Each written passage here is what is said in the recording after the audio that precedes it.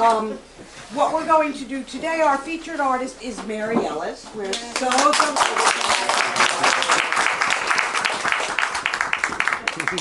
And she's going to be handling the full program today, and she's going to be talking about her art history. So, without further ado, Mary. Thank you. Oh, one thing. Sorry. Mary and her videographer have asked if you have questions or comments, please hold them till the end of the program. Okay? Thank you. Thank you, Jill. This program that Jill started is very exciting. And I've been to a lot of them, and I'm just so excited that I have this opportunity to be here and to share my story. The other thing I just want to tell you is that this organization is a nonprofit, and any of the donation that you can make outside would be greatly appreciated, because everybody that works in the organization are volunteers. So we'd like it if you could help us.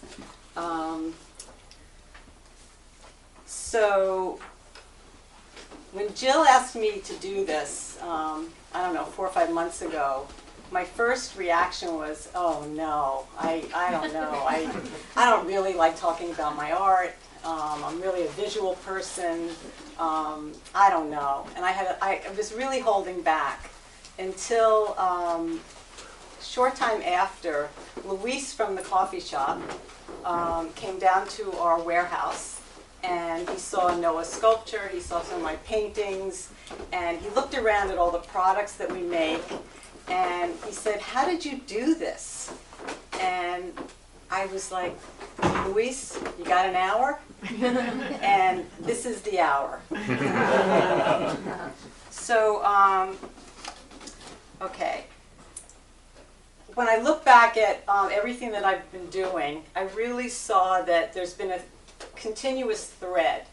And the thread has been that I have been trying to find my way home. The whole time that everything that I've been doing has been kind of going in that direction. So here goes. Great.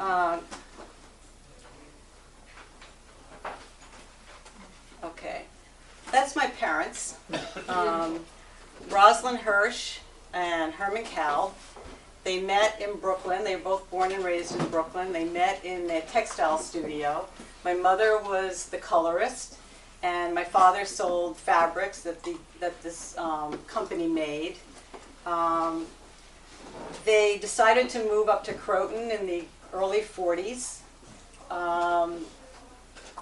They chose Croton, I think, because of their political backgrounds. They were very left.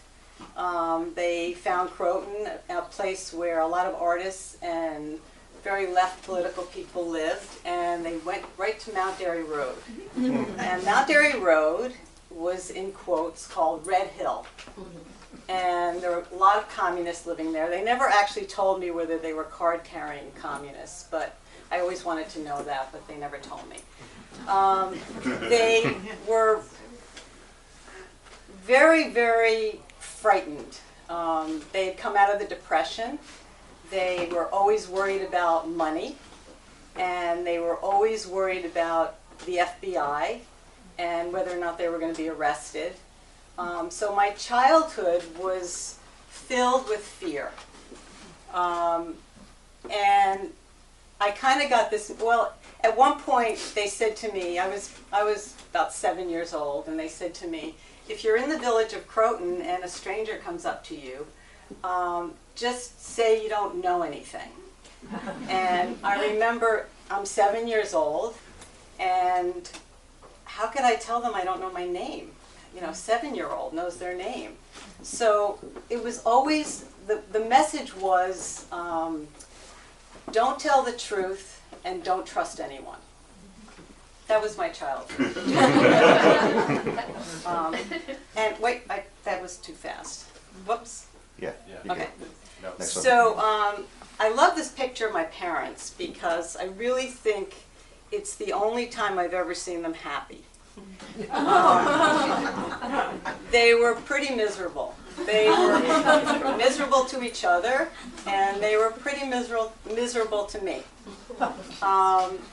So I like the picture because I think maybe at some point in their lives there was some joy, but I didn't ever experience it. My mother worked as an interior designer, self-taught, and my father commuted on the railroad every day. Let's see. I was left alone a lot, but there were a lot of we had a lot of art supplies since my mother was an artist, and I kind of art became my refuge. Art became something I could do by myself. Croton was where we lived was very rural. There were very few kids my age. There were very few people, actually. It was very, very rural. So art became the thing that I could do by myself, and something that made me happy. I keep going to this. I keep hitting this thing by mistake. Hang on. Okay. Oh, we need to be there. Okay. There I am. Okay. The other thing that I experienced as a child was that my mother didn't allow me to have coloring books. She thought that coloring books stifled creativity. So I was very frustrated by that because all my friends had coloring books. But when I look back, I think that's probably why I became an abstract painter, was that I just couldn't stay in the lines. Okay. So my parents finally divorced. I was probably the only kid that was thrilled that they got divorced. And my mother remarried, and we moved to New York City. And I was ecstatic. I went to a big school. I made friends. I went to the Brooklyn Museum Art School. I took art classes. I started studying modern dance. There I am, modern dance. Yeah, it was a good time. Things were looking up. Things were looking up. So I went to this big high school, George Washington High School, and when it was time to start preparing to go to college, which is what was expected in my family, I was basically told by my guidance counselor that I was not college material. I shouldn't even think about it. My grades were just too average.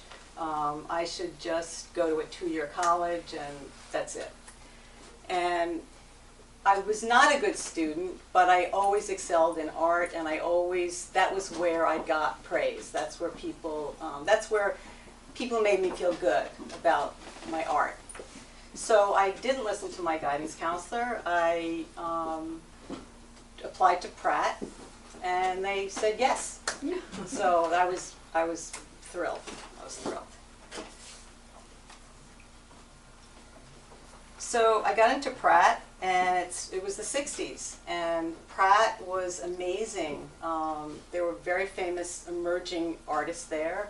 Here we go, Pratt. Wait. Okay. That's me at Pratt. In between a painting class.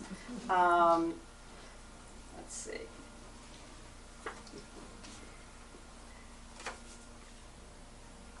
So the teachers that were there were amazing. Rauschenberg was running the master's program. Mercedes Matter was my drawing teacher. Richard Lindner was another teacher. If you're in the art world, these names would mean something. Philip Perlstein was there. You would know these names, right?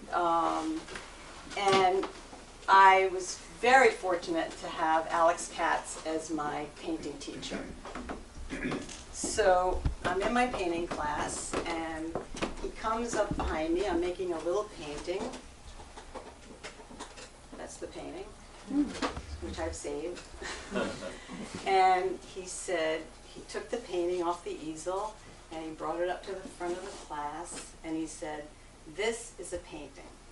well, that was it for me. What more did I need, you know, like that kind of support, that kind of encouragement. It was great. It was just great. Okay. So Pratt introduced me to the artist that I really fell in love with.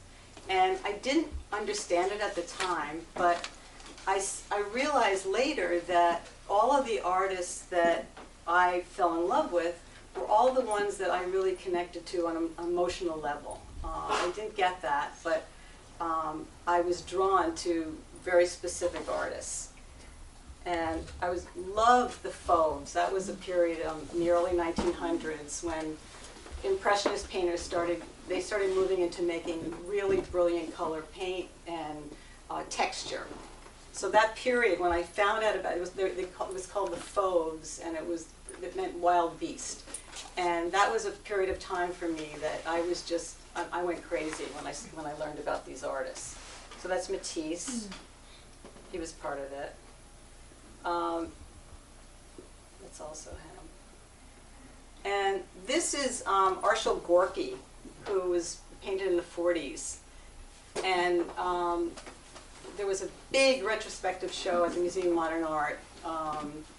And I went to that show, and I literally cried the whole way through. I was so taken with this artist. I think it had to, his line, his color. There was something that just, it was like I knew him. I don't know, there was something that just took me over. This is Hans Hofmann. You can see I like him. Talking about Hans Hofmann. This is William de Kooning. So I was always attracted to like energy lines and brilliant color. Those were the artists that really got me.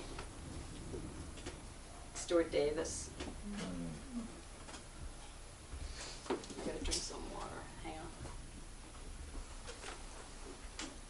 on. So I always had to work when I was in college. I had a lot of loans to pay back, and I wasn't being helped by my family, so I had to make it on my own. And I have to mention this job because Kenny would never forgive me. This to him is like the most important thing I should have on my resume. Was that I was a hat check girl at the Village Gate. As far as he's concerned, that would be, I could stop. I proposed as soon as I heard it. Okay. So at the Village Gate, it was 6 months before I was ready to graduate from college, and I met my first husband, Jack Ellis. He was an actor, and we immediately moved to Hollywood right after college. It didn't go too well for Jack, and I right away got a job working in Head Start. So I was making a living, and the marriage was not going too well. We came back to New York.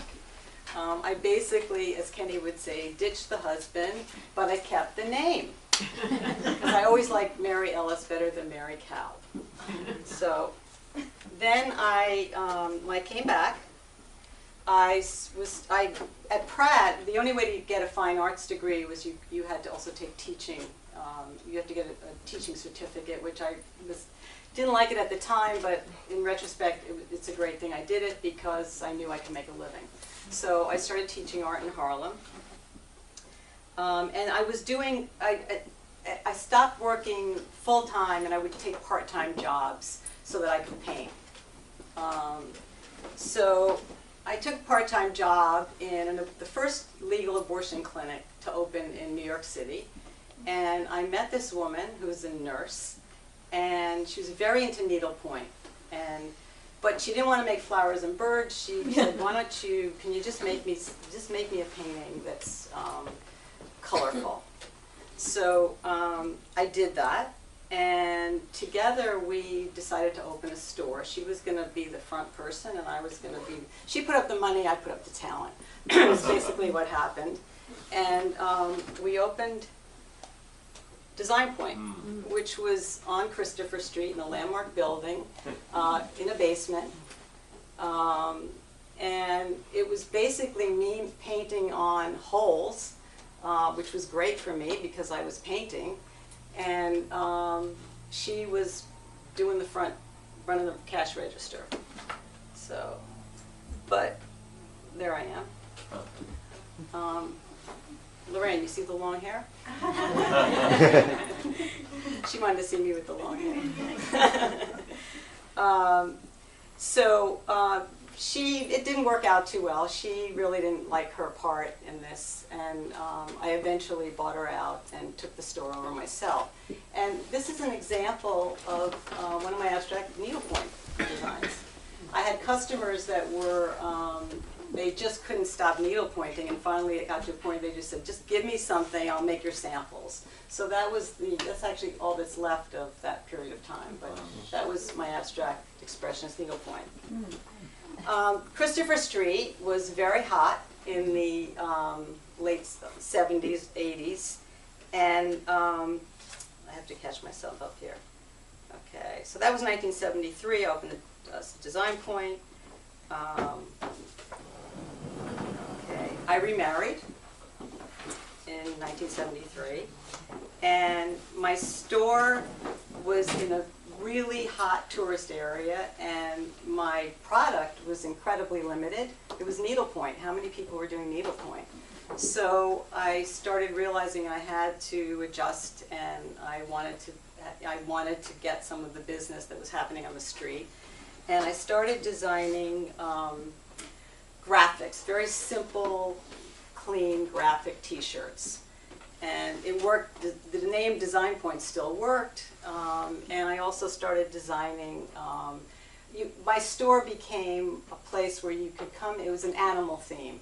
So you could come in and you could buy a t-shirt for a little child, or then you can buy, it would work all the way up to an extra large adult. You could buy a rubber duck, a stuffed duck, it was bears were happening, all kinds of animals. It was a big rage that was happening at that time. So I was on the pulse, and I started designing all these t-shirts. And Noah was one of the models.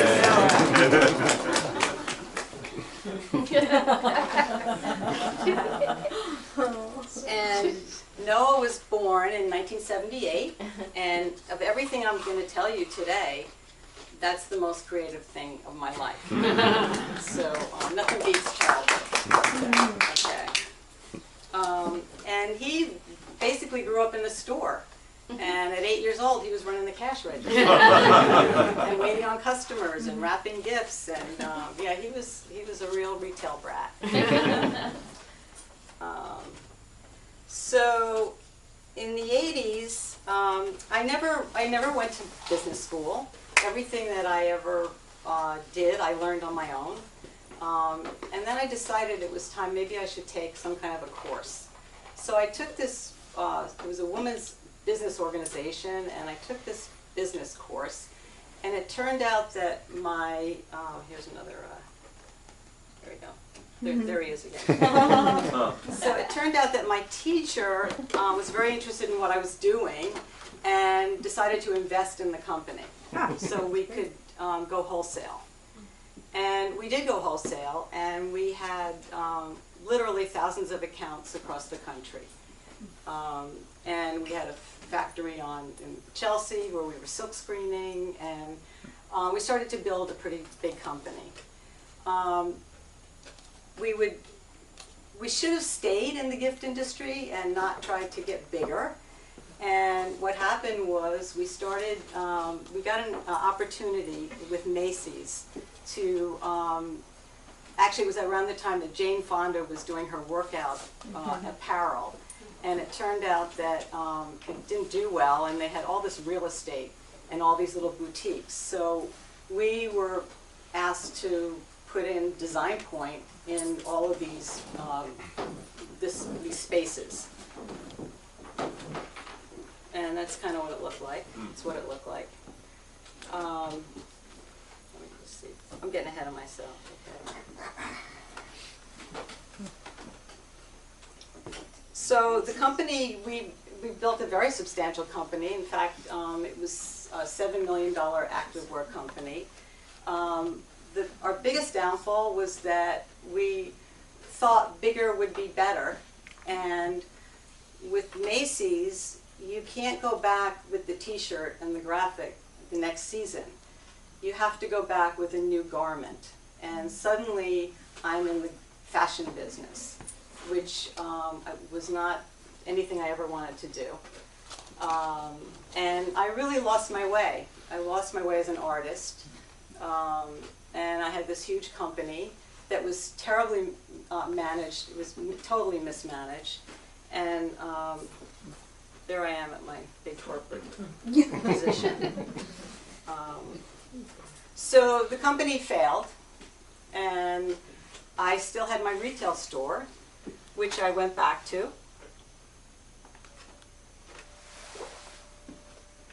But it was the 80s, and it was AIDS. And Christopher Street was a nightmare. Everybody was dying. I had an employee that died. Nobody wanted to come to Greenwich Village. They were afraid that if they ate in a restaurant, they'd catch AIDS. So it was a really, and also the Soho had become popular and the Upper West Side. So Christopher Street was dying. It was really in bad shape. So I closed my store, or started to close my store. But before I did that, I started. I didn't want to have a company. I didn't want to have product. All I wanted to do was just make art. And I started I wanted to license my art. So my first really big break was I met with this art director that for party goods, and I showed her my art, and she said, you know, throw Happy Birthday on that painting, and you got a deal. So I got a deal. I got my first licensing deal. And I always approached product as art. I always felt that anything that's made should have good art. So I kept, I can probably help you and lead you to some of these companies that could help you. So give me a call after the show.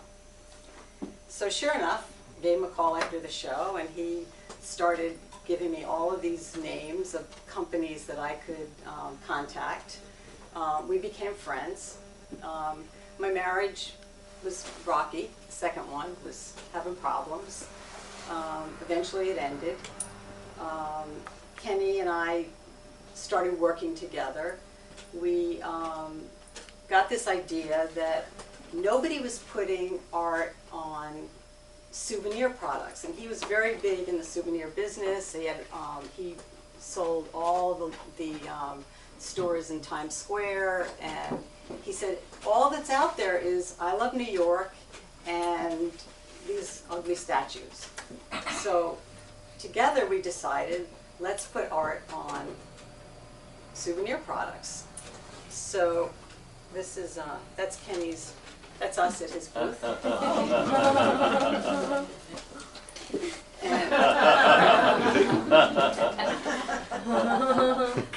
all of us. It was great look at finding all these pictures that I hadn't looked at. So Kenny's showroom was on Fifth Avenue, and we decided to call the company Fifth Avenue Manufacturers. And our logo is actually, that was the view from his window. And we started, initially what we did was we would license the art to a company, they would make the product, he would sell it, and we actually didn't take in or own anything.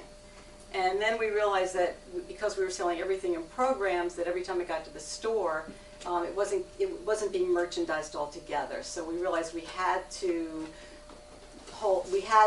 pick and pack and send it out all at one time. So these are, in case you don't know me, this was the look. We now call this classic Mary Ellis because we've been selling the same artwork for about 25 years, and it's still selling along with other stuff that we do. But this was the original art. I have to catch up to myself here. Okay. That's great. Oops. So, all along, like, you know, painting, when am I going to really make some paintings? And I hadn't painted in a while on canvas, and I was actually frightened to get back into it. So I decided I was going to take those images and blow them up and make paintings. And it was right when computer art was happening, and I wanted them to look like they were printed. I don't know why, but so I carefully painted all of these images. And that's some of them. So it was kind of like a whole pop art thing I was doing.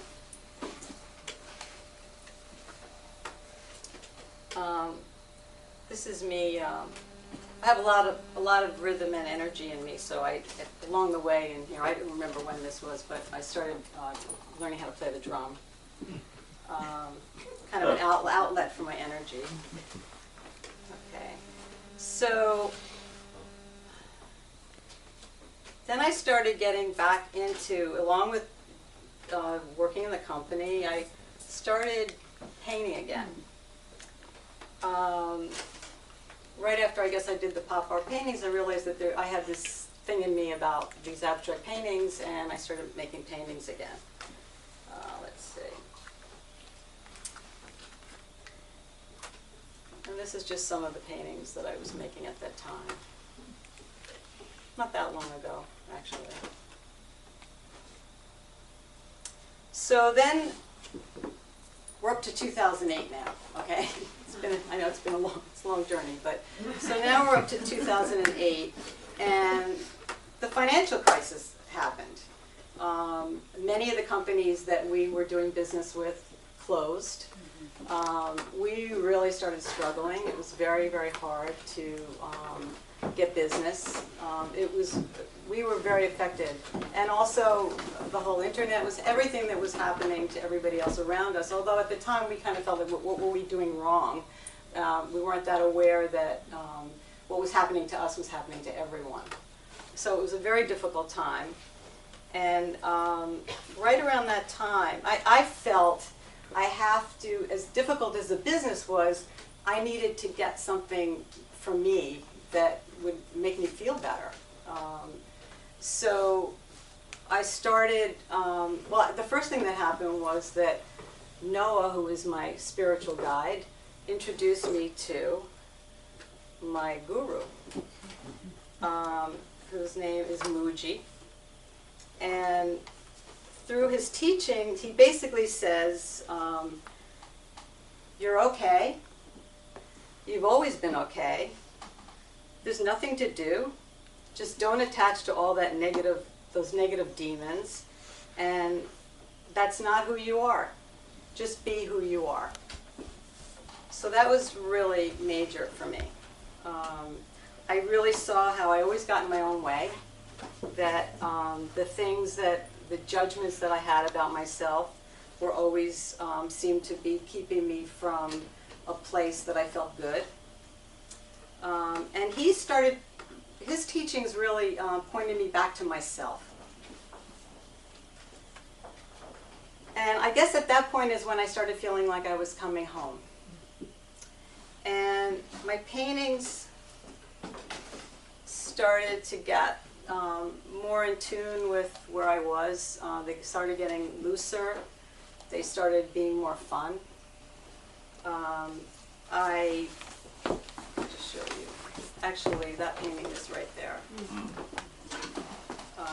And around 2015, I also had this struggle all the time. Commercial art, fine art, judgments, like I haven't painted in so many years, who's going to take me seriously?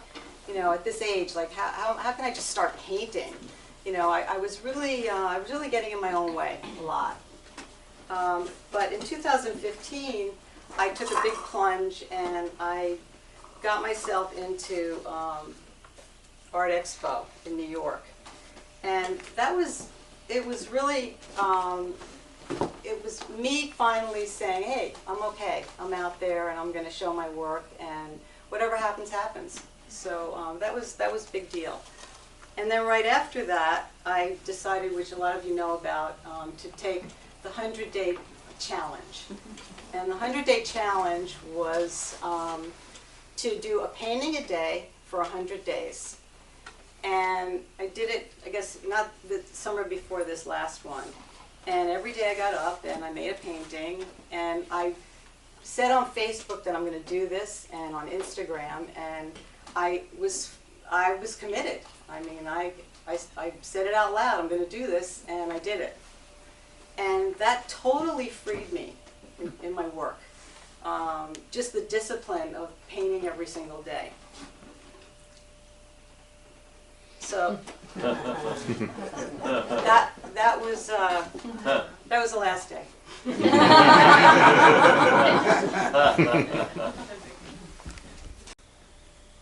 So I want to talk a little bit about my process. I truly believe that you cannot decide to be an artist. I think it's just what is. It's just, you're just born like that.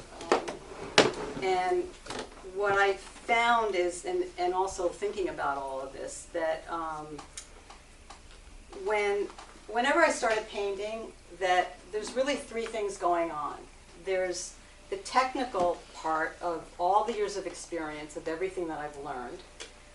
There's the emotional side, which is my life experience and being truthful and being present.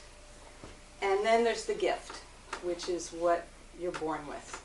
And all of those things are working all at the same time. And whenever I started painting, I basically go through this emotional stress until I get into it. So this is what goes on. So I start off, I'm real excited, oh my God, this is great, okay? Then I get into it, and it's like, whoa, this is tricky. Then it's like, oh my God, this is horrible, this is shit. I'm shit. Then I come back maybe day later, hour later, I don't know. And I go, hey, some good's going on here. This might, you know, whoa, this is great. I'm good. I know what I'm doing. Okay. So this kind of happens all the time. You can relate to this. So, okay. So I just wanted to show you, when I work, there's two ways that I start. Sometimes I just start and I'll take a acrylic marker and I just start just drawing. And other times I'll just put out a whole bunch of paint, big jars, and I just start putting on solid areas of color. And you can see it in some of these where, especially the one right behind you. Where big areas, those three over there. There's big areas of color, and then I'm working with line. So the line, I came up with this energy line thing that I have, which is just me and my energy. I can't even explain when I started painting what's going on. It's totally intuitive. It's just I can't explain it. It's just how I feel that day, you know. So I wanted to just show you this. It should start right. That's the video. Oh, there we go. Oh, that's great.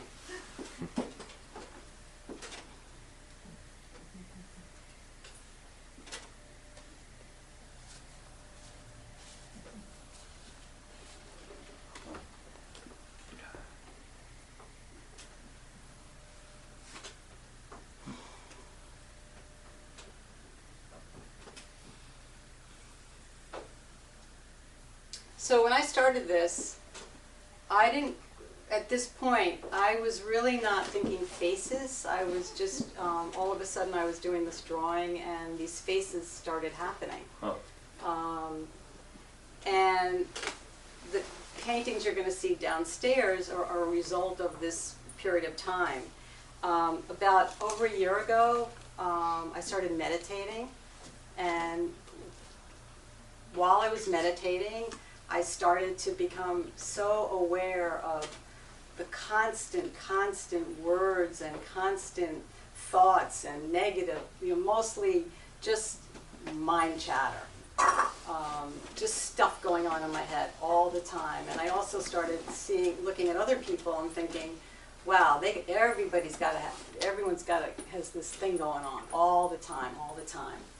So I really didn't even know that actually this painting ended up being this painting, which is downstairs. So I got into that. I don't know, I just started doing this whole series of words and faces, and this was actually the first one I did. This is actually 6 feet. It's a big piece of canvas on my wall at home. And I don't know, all of a sudden I started seeing these words, and I started seeing these faces, and it just got me into doing this whole new series.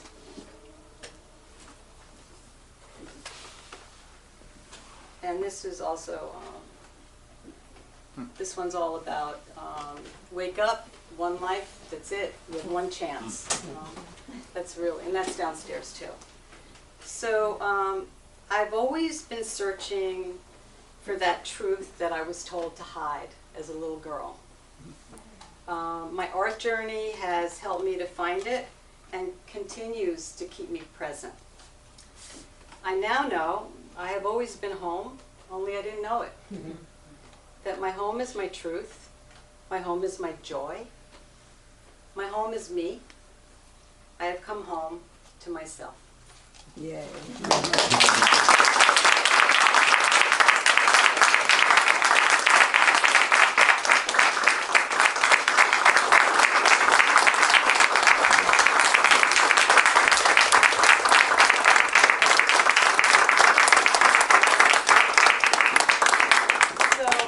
Thank you. This is like, I can't even, I'm in heaven. Thank you so much. Thank you so much. I really, this has been something. This has really been something.